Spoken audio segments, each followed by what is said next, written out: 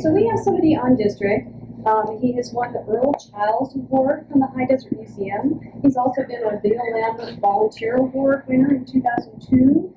He's completed a numerous papers, publications, and he has supported youth a lot with their master's thesis and PhD dissertations. So we get to recognize today a 40-year certificate.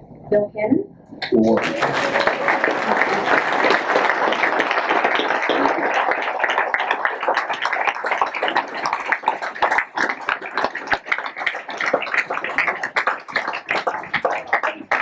43 years. It takes a while to get there. Well, there's some really important things going on here in Lakeview and the surrounding county, and that is that we have a great, strong relationship with ranchers in the area here. You know, our ecosystems are suffering the stress of drought and wildfire.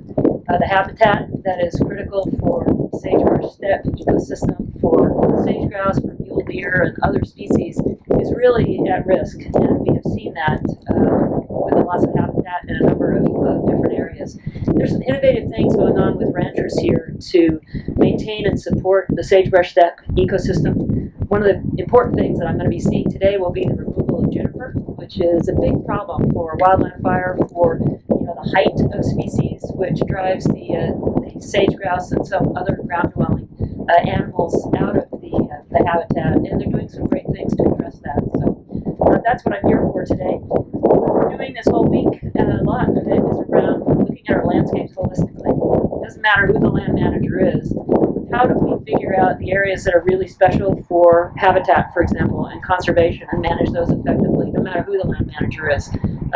Private landowner like a farmer or a rancher, public land manager like ourselves or a state. And there's really good things going on here in Oregon, but also in California. So we were looking at the desert, California desert, and what areas are strong, not conflicted, for renewable energy development, what areas are critical for conservation, how do we provide certainty to industry by telling them where we will help support and facilitate development in areas they should stay away from. So that's what this week is all about. Well, I think that what we're looking to do is have both. There's people that work the land, that live on the land, that make their living from the land, in many cases really understand what's happening in those ecosystems. If we can help them understand the science of what's going on, we can work with them on practices that help them support their livelihoods, in many cases in ranching or farming, while also enhancing the ecosystems for the wildlife that depend on them. Then we've got really a win-win situation going on. And there's a lot of that going on here.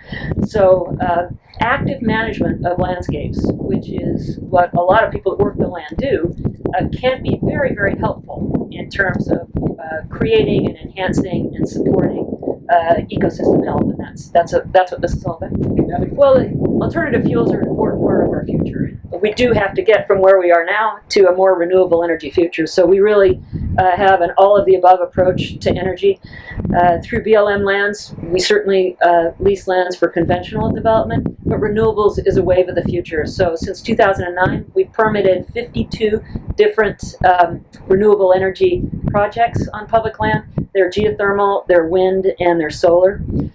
California is an area of focus because they have strong renewable energy standards, and so that drives economic activity associated with renewables. We've tried to help streamline that process, make it more predictable, and use that as a model that we can apply elsewhere. So this part of Oregon is very much ground central for lots of opportunity. It's raining, it's windy right now, but it's not often raining here. It's not often windy, it's generally very sunny. You have geothermal resources, you have wind in certain areas. This area is blessed with a lot of natural resources, and these are new ones that can help drive economic opportunity and a cleaner energy future right here. Well, I would say that there's both concerns and also optimism. Some of the concerns, wild horses came up, and we talked about that, and the challenges with reproductive rates of horses and the impact on the land, particularly in time of drought.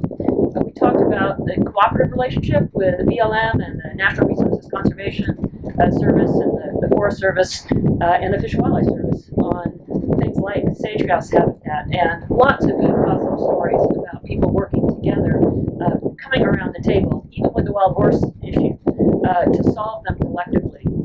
We talked about grazing fees.